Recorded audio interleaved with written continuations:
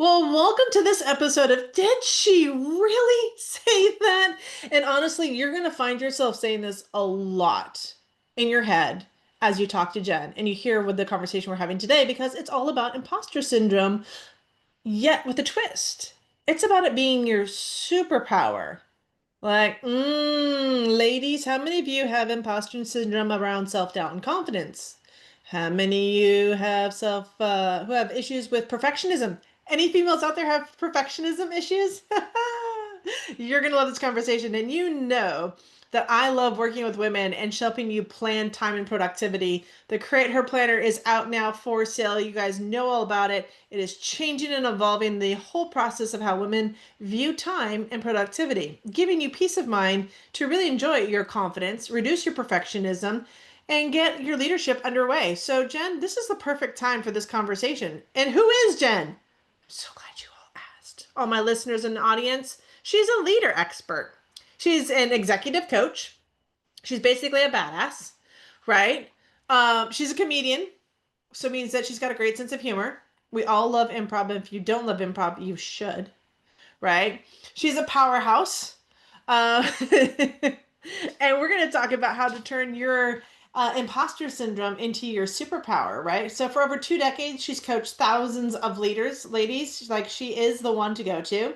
She's going to help you really understand your influence because you're building a business. So gosh darn it, you have influence. And whether you believe it or not, you do. So let's create lasting impact while keeping our sanity intact. Boom.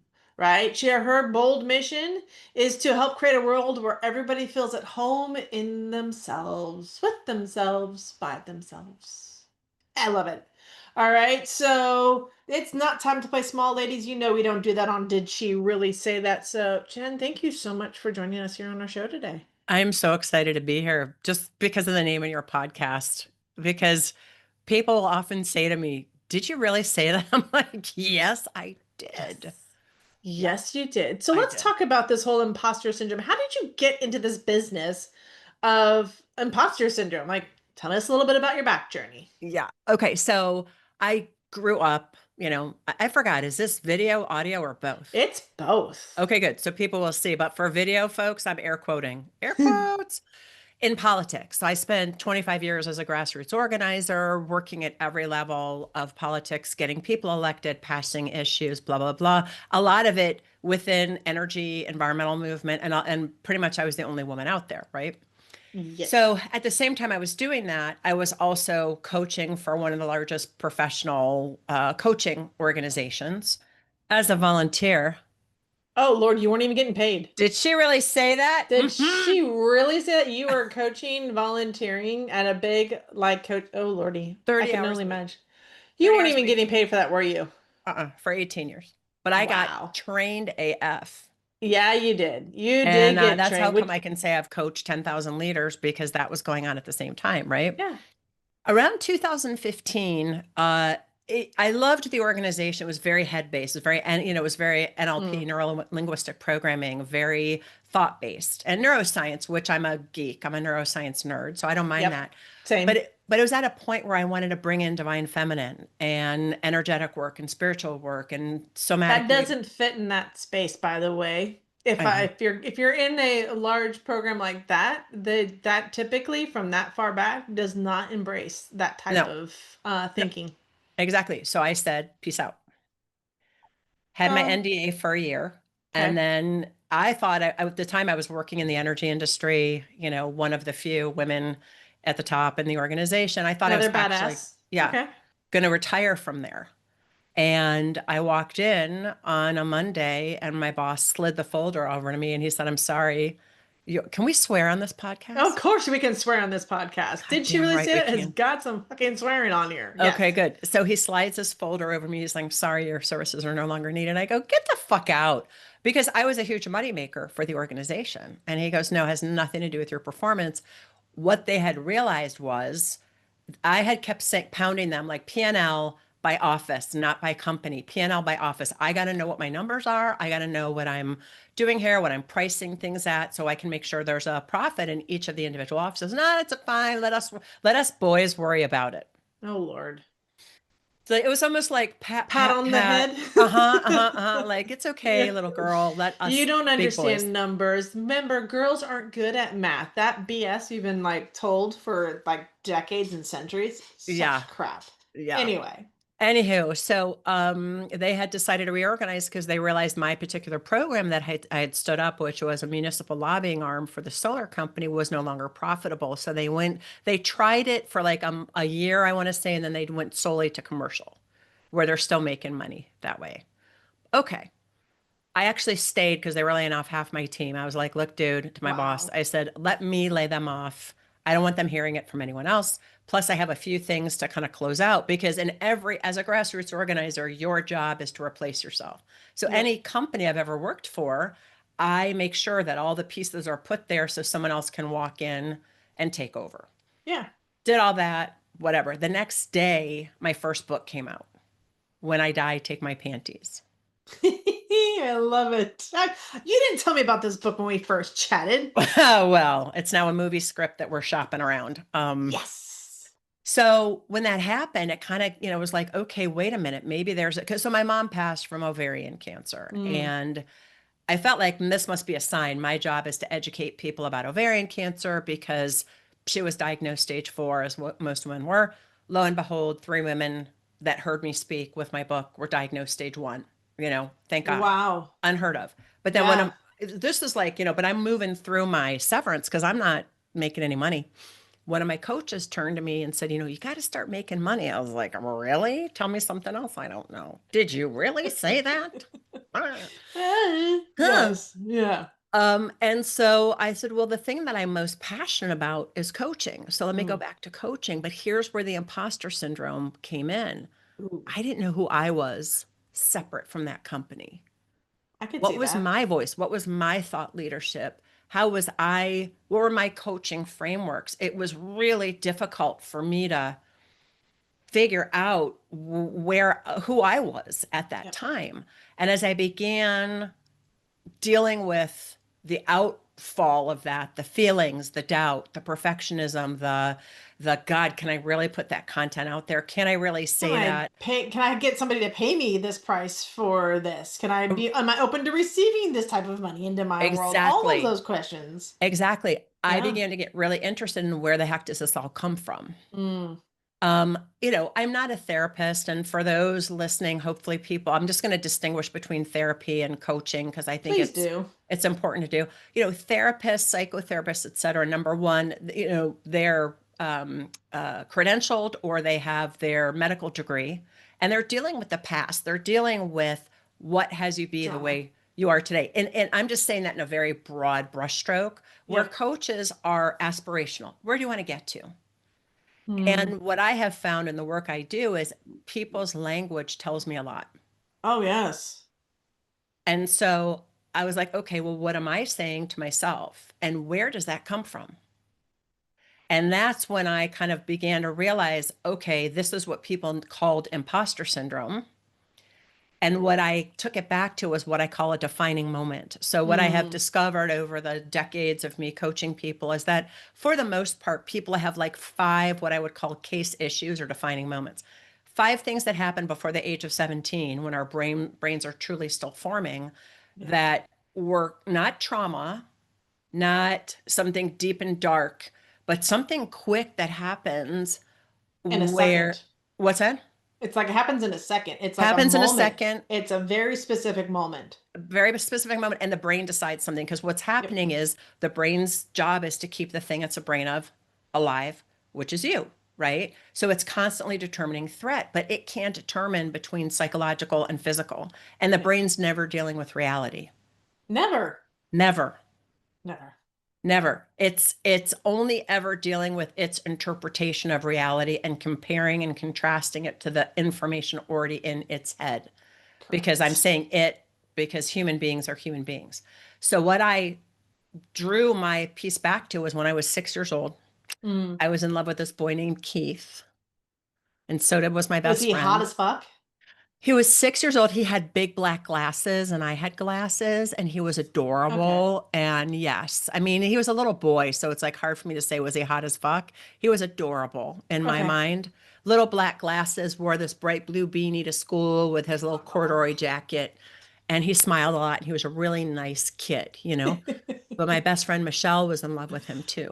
Oh. And we decided we were going to figure out who he liked by chasing him around the playground to see who he would kiss, because that's what you do at 6. It's true So story. Yes. it's true. So we did, and Michelle, we caught him, and Michelle puckered up and he kissed her cheek, and I puckered up and he went, ew. No. And he ran away. And at that time, this kid, Jerry Johnson, who was like Cootie Boy, Yes. kissed me on the cheek and said, I'll kiss you, and ran away. And at that time, what my little mind remembers is the entire playground laughing at me. And I just Mm. wanted to fall into the earth and be swallowed up. And the decision I took is, I'm not gonna be out in front. I'm not gonna, be I'm not gonna get embarrassed like that again, because the brain is interacting with the unwanted emotions the body is experiencing. Yeah. And what I chose was, I'm just gonna be funny, and I'll be the funny sidekick and second in command. And the reason I say it's my superpower is because if you look at my career, all I've ever done was stand up other people, get other people elected, start nonprofits Mm. for other people, super successful. I mean, I actually ran one of the most successful grassroots organizing campaigns in the country, according to some researcher at University of Iowa. Wow. It was never for me. It was So for the moment somebody it, else. yeah, the moment it was me and my brand and my identity, it was like words were caught in my throat. Yeah. How many women that are listening to this can relate to that? All of a sudden, you're at this point where you're like, how do I separate myself? Because I am the same way. I did the same thing. I was really good at promoting everybody else, but when it came time, Jen, for me to promote me, I was like, you're like Yeah, clammed up, and I was like, whoa, what just happened there? yeah. Yeah. Exactly. And it was almost like I had to begin. Do you remember? Did you have these? We like toothpaste tubes used to be metal back in the day. I'm totally showing my age. And there was a Yes. toothpaste key that you had to like wind it up. Yeah, I felt winding like out the I had to have back end. yeah, a toothpaste key around my throat to wind the words out of my throat, you Mm. know? And so it became a muscle for me to practice, because here we've identified this brain pattern, we've disrupted it. Now we need to establish a new brain pattern. Yes. And so, who was I going to be in the matter of that moment when I feel like I want to retract? I'm going to be brave or Okay. courageous, I think was what I craved. So, I just began trying to be courageous Yep. and saying the thing anyway without fear and waiting for the fallout. And it never came. I mean, I haven't, maybe I'm not popular enough to have too many trolls, but I'm sure there's people that don't agree with my content, but I've never backed down from how I talk or dropping the occasional F bomb. In fact, I just sent an email, or I'm setting up an email for Sunday that has an F bomb in there, because it was a client who was trying to contort herself to be in a room where the dude in the room was embarrassed because she knew more than him. And she was like, and I'm trying to figure out, like how to say these things. And I go, fuck him. Your job is not to make that dude feel more comfortable. I'm sorry. No, it's no, no, that's the thing is so many times we will minimize ourselves trying to make somebody else feel better. And it's contortion. It feels so inauthentic because Yeah. here on one side we're saying, "Hey, women, you have a voice, be your authentic self." And yet we get into situations where we feel like we can't be like we're literally bumping up against Yep. what the one thing we're saying is like this isn't us, and I'm still doing following into a habit of Yep. trying to people please when it's when I should be first Yeah. and foremost pleasing myself. Absolutely. And the thing that I find, I always say leadership's an inside job. We got to start with unearthing your authentic power, who you want to be when you're true to yourself. And that starts with identifying those moments that have defined us where we limit Yeah. ourselves. But then we got to start looking at the patriarchal constructs that we're operating inside of, that we think are true and somehow also are limiting, but those limits are invisible. We've just bought the We drank the we Kool-Aid. drank the Kool-Aid. We bought the Kool-Aid. We drank the Kool-Aid. Yeah. Absolutely. And it's untangling that. It's almost like, a bunch of cords that you had that behind Yeah. your television or whatever, they're all Tangled up. It's like, tangled have you up. ever seen the elephant, how they train elephants not to move? Right. So No. there's like so an elephant, you can they'll wear like a cuff around their leg, and they'll just be like a stake, maybe hit 3 times into the ground. This elephant is bigger than that stake. It's got a chain on there, but its belief system is because when they were small, every time it tried to pull, it was in cement. It couldn't move it forward. But as it got older, it never learned that that cement no longer exists, right? Yeah, And yeah, so now they have the power to literally just lift their leg and wander off wherever they want. But as we've been just conditioned, and we use this a lot in apparel in the entrepreneur world, sometimes we've been just so conditioned that we can't do more, or we can't take our power and just move and do something differently. We just stay because we yeah. think we're bound by some arbitrary BS construct of how business, life, and money work. It's all Yeah, and lies, how by the marketing way. works or how whatever Oh, works. ugh, Yeah, I Jesus. always use the example of fleas in a jar. The way they train circus fleas is they Yeah, have the lid and the fleas can only hit as high as the top of the jar. You remove the lid, the fleas are only jumping, and that's what we do. yeah. So people have women I know who are very successful and top of their game have stopped speaking up in meetings. I had somebody come to me. I was at an Ugh. event. I was speaking at an event in Colorado, and she said something about how she's in a meeting. She's head of marketing. Introduces like, look, this is where we need to be. These are the metrics, yada, yada, yada. People kind of looked at her with a blank face. Her boss, the CEO, repeated it. Everyone was like, oh my God. And I said to her, I go, so he peated you. She goes, what? I go, he didn't repeat. He peated. Didn't Yeah. repeated. He peated. That's my new phrase. He peated. He cheated. He peed. Stop he peating me. Stop mansplaining. Stop he peating me. Yeah. Yeah, but so I started testing this theory that I did on Mm. myself of this defining moment and began leveraging that tool with all of my clients. And to a T, women were identifying those defining moments. And I can unlock that defining moment for somebody in one session Oh, easily. easily. And then I usually say it takes like two more sessions because then you're Like gonna the go out and unpack and practice. all. Yeah, you're gonna come back, etc. So at least Yeah. 3 sessions with Agreed. that. But to a T, when I speak, I do a 5 minute meditation that gets people back to their Mm. defining moment. It works in rooms of 1,000. Mm. It works one on one.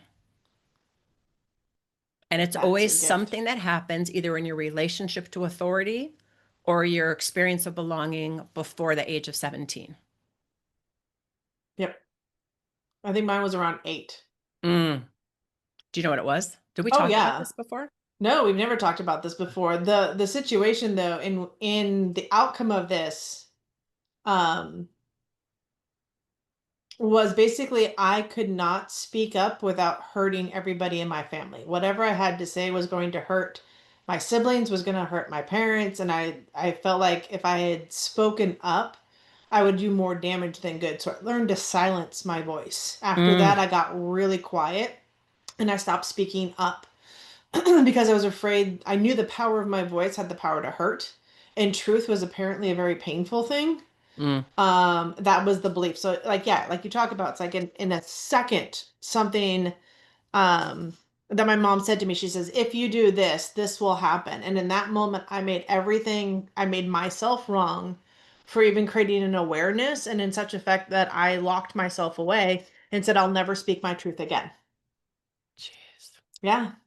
It's, And it I, was just, what's so interesting is going back and having those conversations and asking what everyone else's experience was. That wasn't theirs. My mom has no no, recollection of that time.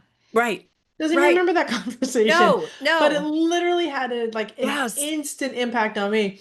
And so I definitely, Jen, I've gone through and done a lot of work, and I continue to do that because that voice, that little 8-year-old girl, I've got to keep reminding myself to pull her out of the closet, because when I Yeah, found her, she was literally underneath the staircase in a dark room with no light on. And I was like, holy yeah, crap, what did I do to you? yeah. And so it's a lot of self-love, It is a lot of a self-love. And lot it's of also self-love. remembering that's the reason people deal, and by the way, it's not a syndrome, it's a phenomenon. Yeah. An imposter syndrome is a medical diagnosis. So let's Mm. talk about that too. However, I mean, that's all I need to say about that. But I think it is remembering that comes about because we have an amygdala. We have an amygdala because we have a brain. Yep. So it will get triggered in any time the brain thinks it is not safe. Yeah. So that even if you've discerned it now, some new circumstance could come Oh, along. You're like, Absolutely. oh, wait a minute. That's that 8-year-old girl. That's not real. That's not That's real. surprising because I think at the time when I was doing self-development, I thought I was fixing myself, air quotes for everybody who's not watching. Yeah. I went to self-development to get fixed, like there was Right. something broken in me. And really, it took me a good while to get out of my own way and just recognize that exactly who I am is perfect the way I am. And I'm just going to show up habitually in certain ways and just noticing it faster Yes. Yes, became the piece, exactly. right? Like you start to notice when you're, getting asking yourself questions around your leadership, when you start doubting yourself, when you start getting into perfection mode and you're looking at how that's helping or hindering you, right? Yep. And so, but you start to recognize it faster and And faster. faster. And that is the name of the game. That's what I've told people. I go, just because you've identified this, you've unearthed this now, just because we've excavated this does not mean it's going away. I thought it did. I thought for sure I could have put like a Ah, little like check mark, said that's fixed, yeah, man. discovered, I you know. wish. I wish. I mean, it still happens to me, right? I always joke and say I'm either like the bull in the china shop or Hmm. standing behind somebody else.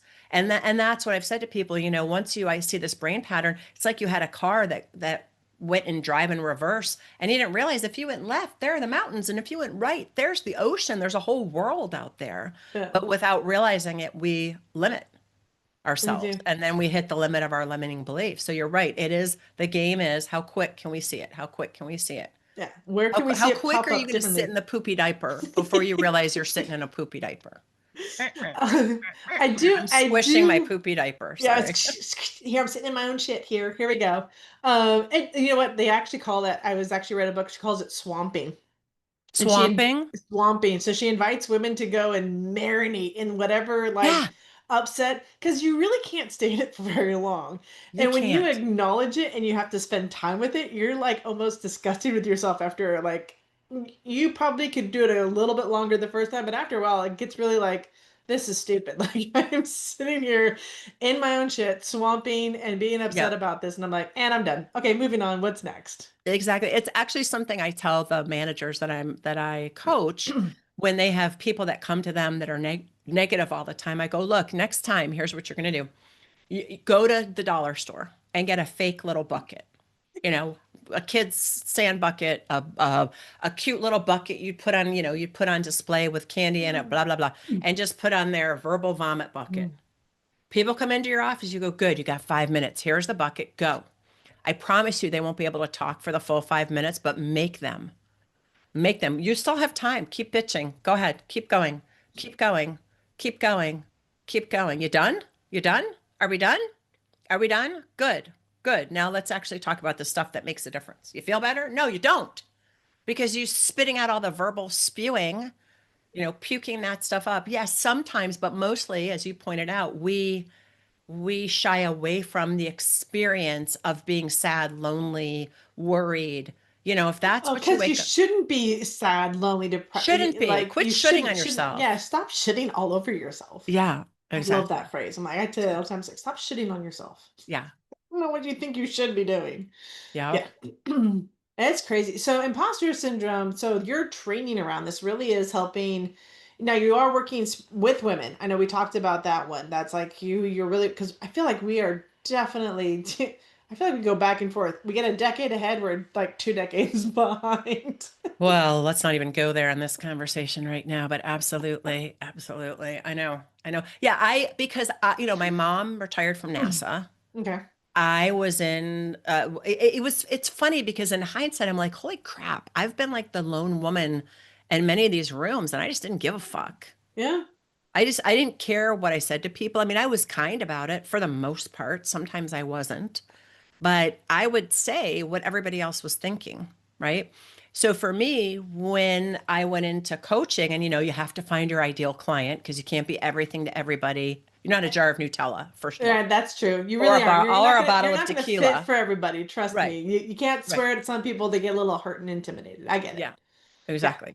So I was like, okay, well, who are the people that are most important to me? And that was making sure more women get to the C-suite. And if they're not in the C-suite, make sure more women are getting into leadership positions. That's Yeah. what became most important to me. And what it starts with always is the inner game of leadership. And that's where world of people at home with themselves. When we are confident in who we are, when we have embraced, as you did, every aspect of ourselves, good, bad, ugly, different, whatever it is, when we have then discovered what it means when we feel true to, what does it mean when we like, how do Mm. we feel when we're really, if I think about on a daily basis, I woke up into this experience of just incredibly filled with love when I woke up this morning. Mm. Like community, that's all my life is about, really, is creating communities of women. Because what astonishes me time and again, when I bring women together in cohorts, I have two women right now. They're in one of my groups. One's a VP of guest experience for a big hospitality company. The other one's an out of work IT person, and they're Huh. dealing with the same stuff. Yeah. And I'm like, what? Wait, how can that be? And I love when women see themselves in each other. So Oh God, that's yes. why my work has focused. When I go into companies, I will coach whoever, is in the company. I'm not going to tell people like I'm only dealing with women on the leadership team. The Right. leadership team needs help. The leadership team needs help. Yeah, everybody on the leadership team will then need help. Right. That's a whole nother level of conversation. Yep. Yep. Yep. Yep. Yeah. Yeah. But so what is the one of the you're talking about getting like more women into C-suite. Are we keeping women there? Because a lot of the times I hear from men, especially in some of the like I would say I talked with a gentleman that was a lawyer and he says I love women that raise up in there, but they're just not staying at that level. Like they're something comes in or they get married or life changes or now they're taking care of a parent or something else, and then we just kind of lose them in those areas. So if you're working to get them there, how are we? What else can we do to support women in staying in those C-suite positions? I I guess that's my think next question. it's so important what you just brought up. That's a culture issue. It's Okay. not a woman issue, it's a culture Agree. issue. Most corporate cultures were built based on a patriarchal system. Agree. Most corporate cultures, even some nonprofit, because we're mirroring what we have seen has worked, were built on systems and structures where you assume it is a man in there and you're not thinking about work-life balance.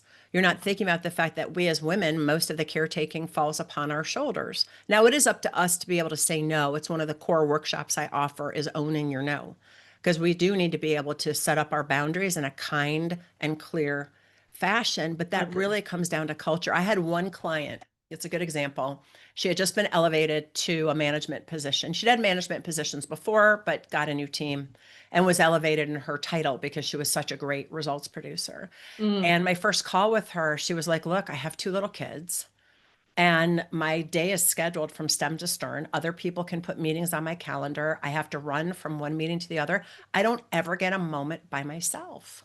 Oof. And I said, if you've got I said, number one, don't have your meetings be an hour, have them be half an hour because you'll Yep. fill whatever meeting filled an hour will fill half an hour. It's Y'all so just talk true. too much. Y'all just talk too much. Okay, let's just put it that way. So Okay. number two, if you have a moment, why can't you step outside? And number three, put the time in your day and make people schedule around it. You come first. So she actually finally saw herself as someone who could shift the culture, that it was okay to take a 15-minute break and walk outside in the sunshine. But she had to see that she had agency. So I believe it's a couple of things. One is companies need to build a better bench of women, and they aren't. There was a report last year a year ago, done by McKinsey that showed, yes, more women are getting to the C-suite. However, companies are hiring outside of the organization because they haven't built a bench and they Yeah. haven't made it, what's the word I want to use? They haven't made it okay for women to want to go into the C-suite. You don't know how many True. times I've talked to women who True. No. True. True. True. True. yeah, I have talked to one woman who, she's at the age, she's in her low 30s. She wants to think about having a family. She said, I don't even know if I want to get to the executive level because those guys are on call 24/7. Yep. Stop. Yeah. Stop. There's no balance in that. There is this productivity hell. Yes.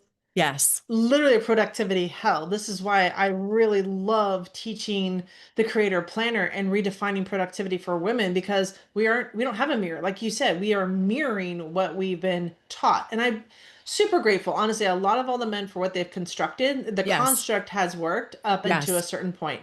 But Yes. as women, it's time to like poke the holes in the damn thing and be like, okay, there's a, this window needs to be built here, this doorway needs to be built here, this whole line that's cemented now needs to start moving, right? Yeah. Like we need to start putting in wall, we need to put doors, we need to put windows in. Like this doesn't work for us anymore, especially if you're bringing us in and wanting our input as women, and because we're showing that we do ask more questions, Yep. we are changing the landscape of business, we are bringing a more social aspect into it, we're humanizing the business We're bringing more system collaborative approach. so much more. And so when it comes to this productivity grind that we're trying to mirror, it is so counterintuitive to the female energy. And I know you talk about this, like our energy is different, our experiences are different. Yep. We don't flow in a circadian rhythm only, we flow through an infradian rhythm. If Yep. we understood that intrinsically as a woman,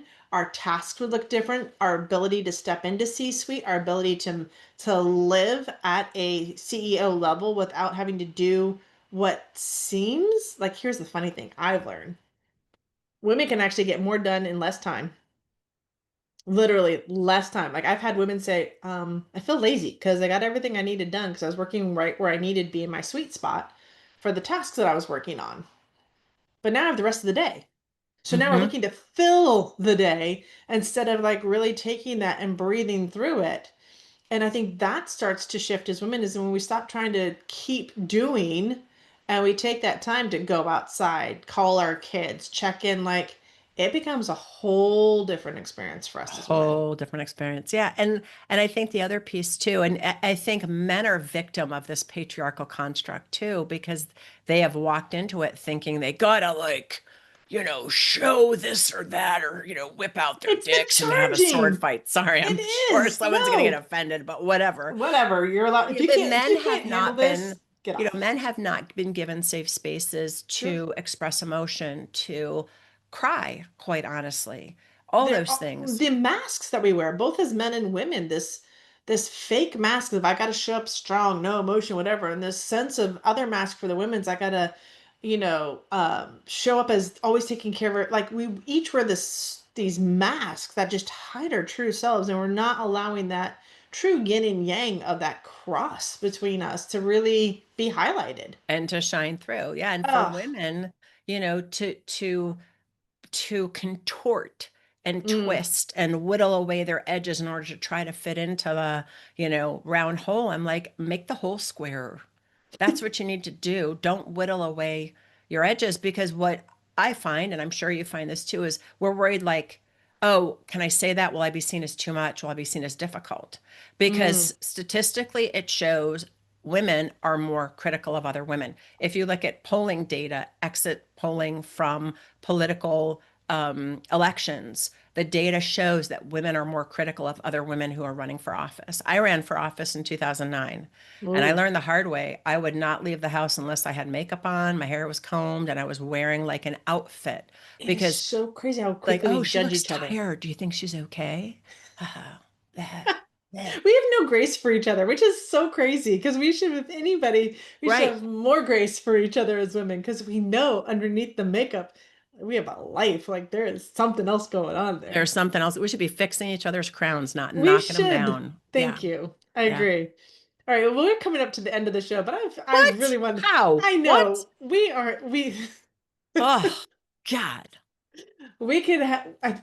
Jen, Yes, you and we I could. have way too much fun. We I know. honestly, we love working with women. We really want to see them achieve, do more.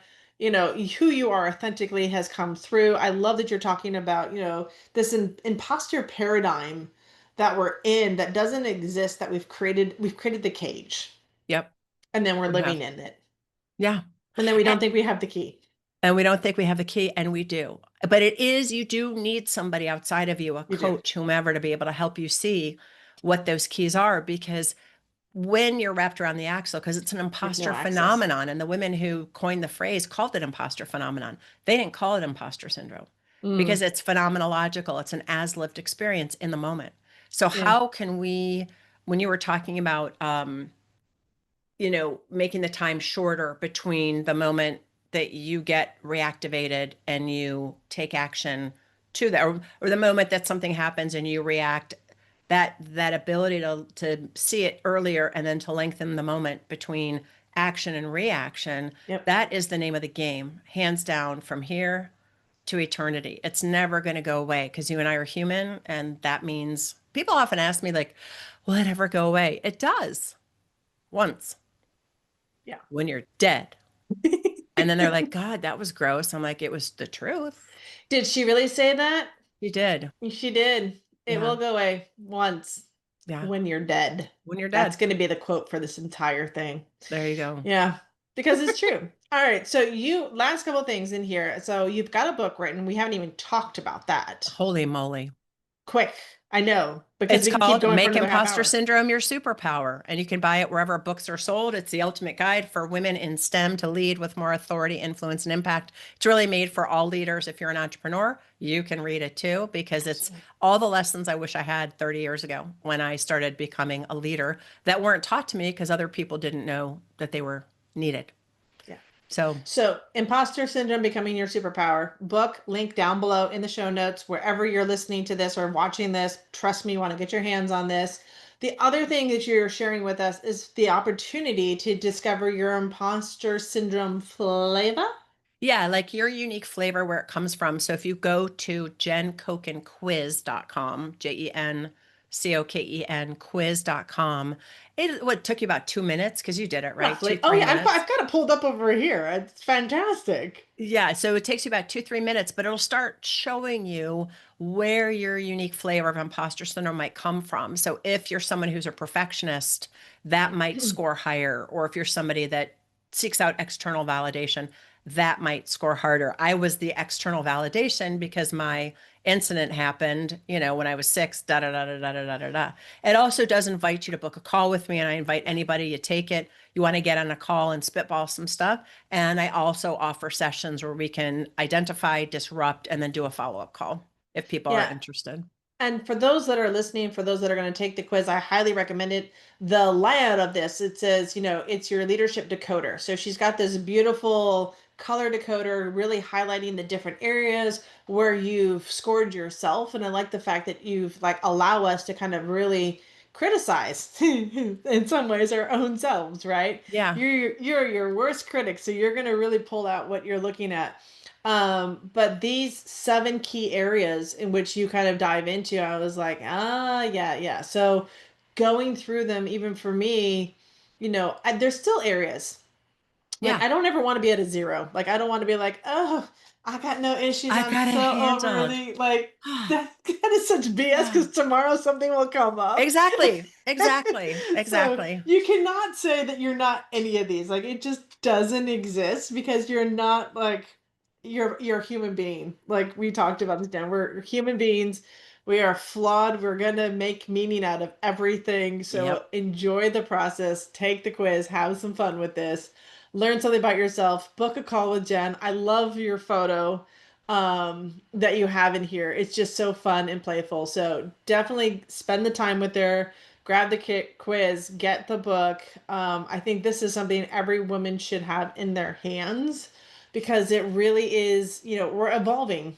And Jen and I are both, you guys haven't heard it yet, we're both passionate about making sure us fucking women are Yeah, taking man. Are are taking successful our as successful as yes, fuck. yes, Yes. it's time. Quit So apologizing for existing and start noticing where you are rounding your corners.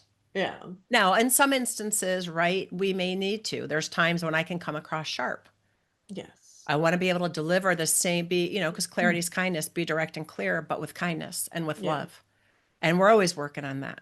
But do not ever apologize or back down from who you are. I always say to people, what other people think about you is none of your business. What you think about you, make that your business. That's the most important person. Agree. So Yeah. what's next for Jen? Oh, I'm having a lot of fun. When I saw that these companies were hiring outside their firms, right? Mm, I was like, all right, well, I'm going to develop leadership development pipeline. So I took all the stuff I've been doing one-on-one and designed a curriculum that I can bring into companies. It can be, one day, 3 days, 6 weeks, 6 months to train their next group of high achievers to be C-suite ready. But Okay. if they can't be C-suite ready because there's no room in the C-suite, you can at least be assured that they know how to represent the company at any event and can potentially Love bring that. in new business because they have confidence in themselves. So that's what we're up to now, and doing a whole bunch of speaking. I'm doing a panel on executive presence next week on LinkedIn, and a talk at my book signing at my local library, and then a couple of workshops for an HR group, and then I'm speaking at a conference in Orlando. So lots of fun stuff like that. Rocking it. Yeah. So the future looks bright. The world looks like what you're looking at, and we're definitely making a difference and an impact. So Hey, thank yeah, you for that. yeah, you're welcome. You're welcome. Thank you for making a difference and making an impact with this podcast and with all that you do for I the women out appreciate there. that. So important. Yeah, so ladies that are listening, I know a few of you gentlemen are dropping in on this conversation because you're curious about what all of us women are talking about. When Chewie said, did she really say that? Honestly, I feel like every single one of you in my audience, you know that this conversation is for you. I bring on extraordinary women who are making a difference, that are challenging the norms, that are poking through all the structures out there and really supporting and collaborating and highlighting and creating cohorts and all sorts of fun stuff supporting us women because you know what? We need it. And I embrace it. And I love all my sisters for what they're bringing to the table. Yeah. So, for everybody that's listening, thank you again for joining us on Did She Really Say That? And we'll see you on the next episode. Thanks for having me.